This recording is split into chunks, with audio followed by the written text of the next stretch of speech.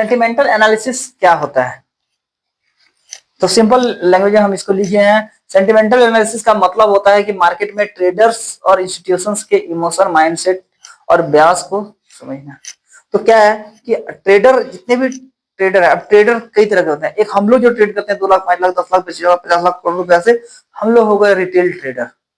ठीक है। अब मार्केट को जो असली पैसा देने वाले जो लोग होते हैं वो रिटेलर्स ही होते हैं। हम लोग ट्रेड कम करते हैं, हम लोग ट्रेड से ज्यादा हमें क्या होता है कि लालच होता है, हम लोग लालच पर ट्रेड करते हैं। अब वो लालच ही हमको खराब करता है। और बाकी चीज इंस्टीट्यूशंस हो गए, इंस्टीट्यूशंस के का मतलब होता है वे लोग जो बड़े, जैसे ब्लैक रॉक हो गया, जेपी मॉर्गन, जो कंपनीज हैं वो इंस्टीट्यूशंस हो गए। ठीक है। उसके बाद हेज फंड्स, जैसे वॉरेन बफेट, बहुत सारे लोगों का फंड जो करके वो ट्रेड करता है, हेज फंड्स हो गए वो लोग। तो इस तरह से बहुत बड़े बड़े ट्रेडर हैं, हर कंट्री में है हेज फंड्स, बड़े बड़े फंड्स है। कुछ बैंक्स होते हैं, सेंट्रल बैंक, हर देश के सेंट्रल बैंक क्या करते हैं, ये लोग मार्केट के प्राइस को ये लोग मैनिपुलेट कर सकते हैं। वो बैंक ही बाय करता है, सेंट्रल बैंक बाय कर रहा है, यानी हर देश का जो सेंट्रल बैंक है वो बाय कर रहा है, एक्यूमुलेट कर रहा है गोल्ड को। ठीक है। तो क्या था कि सेंटिमेंटल में हम लोग इन सब चीजों के इमोशन को समझेंगे, ये लोग कैसे पैसा लगा रहे हैं। अब मान लीजिए इमोशंस कैसे समझिए, अगर सेंट्रल बैंक बाय कर रहे हैं, उसका सेंटिमेंट क्या होगा? वो इसलिए बाय कर रहा है कि अभी खरीदेंगे, इसलिए ले रहे हैं, उसको बेच देंगे। सेंट्रल बैंक ऐसा करता है, ऐसा करेगा? सेंटिमेंट्स को समझिए, अगर हमारा देश के आरबीआई गोल्ड खरीद रहा है तो क्या करेगा? गोल्ड को अभी खरीदा है, कल बेच देगा? वो 5 साल का फ्यूचर देख के खरीदेगा कि 5 साल में गोल्ड का प्राइस कहां जा रहा है, तब वो उस चीज में इन्वेस्ट करेगा। सिंपल वर्ड में क्या है, मार्केट के मूड को समझेंगे। मार्केट के मूड को समझना ही सेंटिमेंटल एनालिसिस कहलाता है कि मार्केट का मूड क्या है, उसका फ्यूचर क्या है। ठीक है।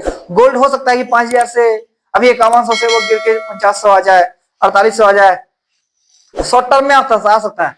बट सेंटिमेंटली सोचिए, long term is very bullish.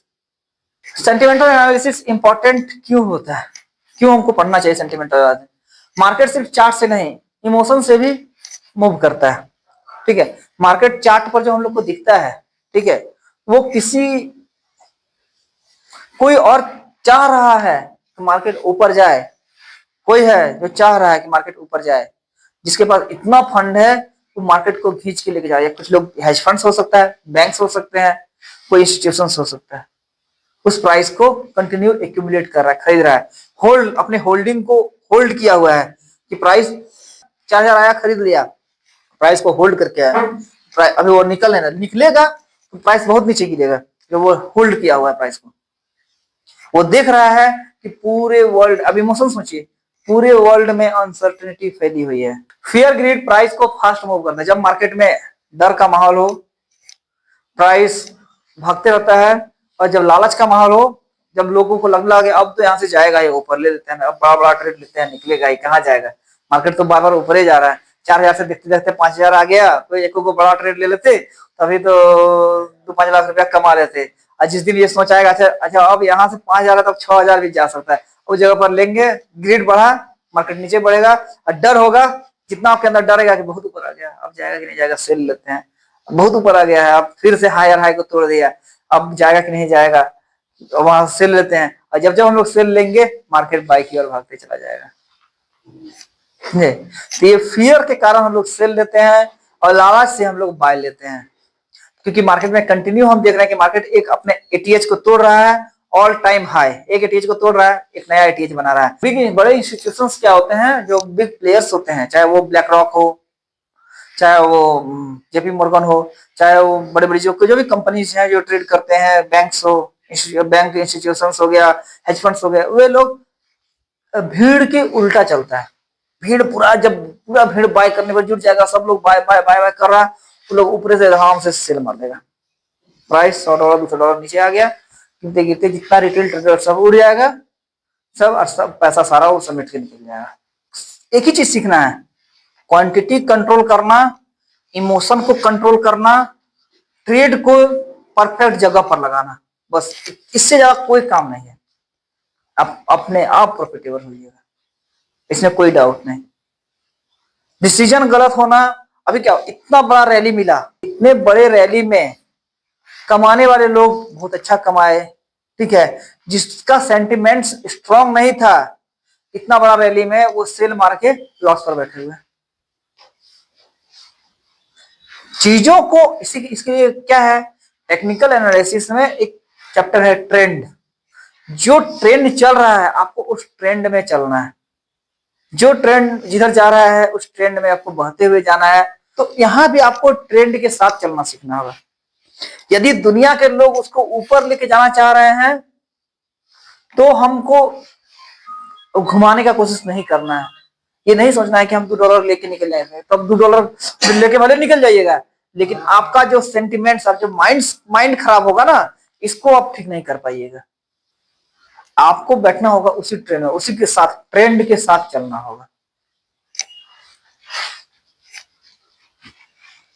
वही चीज यहाँ लिखे भी है, ट्रेंड कंटिन्यूएशन या रिवर्सल समझने में हमको हेल्प मिलता है सेंटिमेंटल एनालिसिस को पढ़ेंगे। अब देखिए अभी क्या है कि जिस प्राइस पर आ गया है मार्केट, सेंटिमेंट को समझिए, सिंपल सेंटिमेंट है, $100-200 किसी भी दिन गिर सकता है। इस चीज को जो अभी हल्का हल्का ट्रेड कर रहा है या छोटा मोटा स्टॉप लॉस देके निकल गया, अगर $200 नीचे उसको मार्केट मिला तो पैसा वो कमाएगा, या फिर हम अगर इस रेट पर ट्रेड लगा के फंसे हुए रह जाएंगे, हम कमाएंगे। तो बाजार जब जाते हैं कुछ चीजों को खरीदने के लिए, वहां हम लोग मोल भाव करते हैं, लेकिन स्टॉक मार्केट में बाय सेल करते टाइम हम लोग कोई मोल भाव ही नहीं करते। इसमें एक चीज ध्यान में रखिए, ये चीजें हैं CMP, करंट मार्केट प्राइस, ठीक है। करंट मार्केट प्राइस अभी हमारा क्या है, अभी हमारा ऑल टाइम हाई है ना, ऑल टाइम हाई पर है करंट मार्केट पर। यानी चीजें क्या है, ऑल टाइम है हाई है, इसका मतलब चीजें प्रीमियम हो चुकी है, अभी वो प्रीमियम है। तो प्रीमियम चीजों को या तो हम अपनी जरूरत है तो कम खरीदते हैं, जब हमें चीजें डिस्काउंट मिलती है तो उन सब चीजों को हम, तो चीजों को यहाँ पे आपको डिस्काउंट का थोड़ा वेट करना होगा। जितना आप 8 दिन ट्रेड करके नहीं कमाइएगा ना, विश्वास कीजिए, अगर आप थोड़ा सा वेट कीजिएगा, एक दिन मिल जाएगा तो एक ट्रेड में उतना कमा लीजिएगा, और आपका कैपिटल कहीं रिस्क में नहीं। क्योंकि हम लोग 200, 500, $1000 बहुत कम पैसे से ट्रेड कर रहे हैं, इसलिए उस पैसे को उसी जगह पर लगाएंगे जिस जगह पर हमको पूरा एश्योर हो जाएंगे कि यहाँ से मार्केट एक अच्छा इंपल्स मूव दे, चाहे वो अप ट्रेंड में हो चाहे वो डाउन ट्रेंड में हो। जब हम कंफर्म होंगे तभी, जहां संकोच है वहां काम नहीं करेंगे। ये सेंटिमेंटल एनालिसिस का सबसे मूलभूत टॉपिक है। अब क्या होगा, चीजें यहां से थोड़ा नीचे आएगी, $50 नीचे आया, क्या हुआ, सस्ता हुआ, ठीक है, सस्ता हुआ। अब क्या हुआ, वहां से और $50 से $100 नीचे आ गया, तब वो हो गया चीप, और सस्ता हो गया, ठीक है, सस्ता चीप, उसके और थोड़ा सा नीचे आ गया, $200, $250 नीचे आ गया, यानी अब चीजें हो गई डिस्काउंट, समझे, अब चीजें डिस्काउंट हो गया। तो हमें क्या करना है, जब प्राइस महंगा हो, बाय इन रिटेल, रिटेल की तरफ बहुत छोटा छोटा क्वांटिटी में कम रिस्क लेके बाय करना है। अगर ट्रेड कर रहे हैं, जगह दिख रहा है हमको, हमारा रूल सेट हो रहा है तो। लेकिन जैसे ही चीजें $200-250 नीचे आ जाती है, बाय इन होलसेल, थोड़ा सा बड़ा ट्रेड को थोड़ा बड़ा करना है, आपका पैसा तब बनेगा।